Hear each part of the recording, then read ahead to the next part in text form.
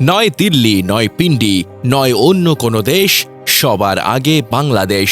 এই একটাই বার্তা দিয়ে তারুণ্যের অগ্নিস্রোতকে জাগিয়ে তুললেন বাংলাদেশের সবচেয়ে জনপ্রিয় নেতা তারেক রহমান।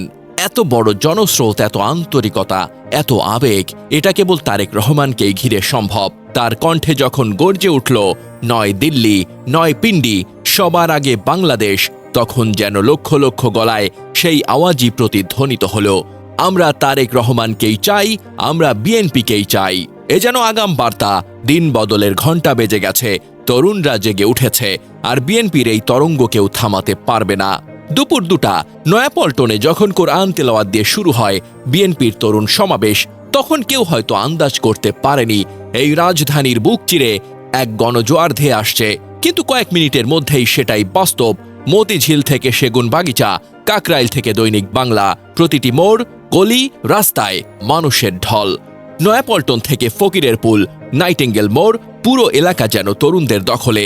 সমাবেশের ব্যাপ্তি দেখে যে কেউ থমকে যাবে, মনে হবে যেন ঢাকার রাজপথ বুকে ধারণ করেছে একটি প্রলয়ঙ্কারী তরুণ প্রজন্মকে, যাদের হাতে বিএনপির পতাকা, মুখে স্লোগান, আর চোখে একটাই স্বপ্ন, বদলে দেওয়া বাংলাদেশ।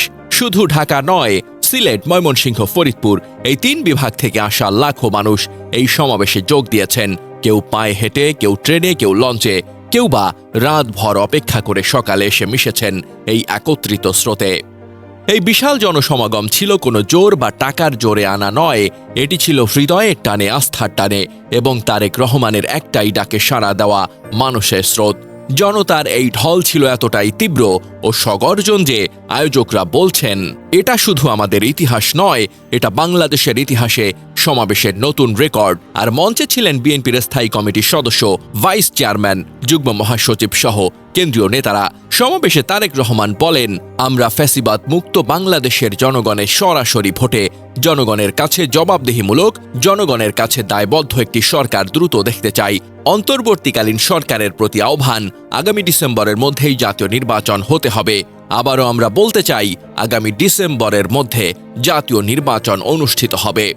দলের নেতাকর্মীদের উদ্দেশ্যে তারেক রহমান বলেন, আমি বলতে চাই, আপনারা জনগণের কাছে যান, তাদের প্রত্যাশা জানার চেষ্টা করুন, তাদের প্রত্যাশা বোঝার চেষ্টা করুন, জনগণের মন জয় করুন, কারণ জনগণই বিএনপির সকল রাজনৈতিক ক্ষমতার উৎস।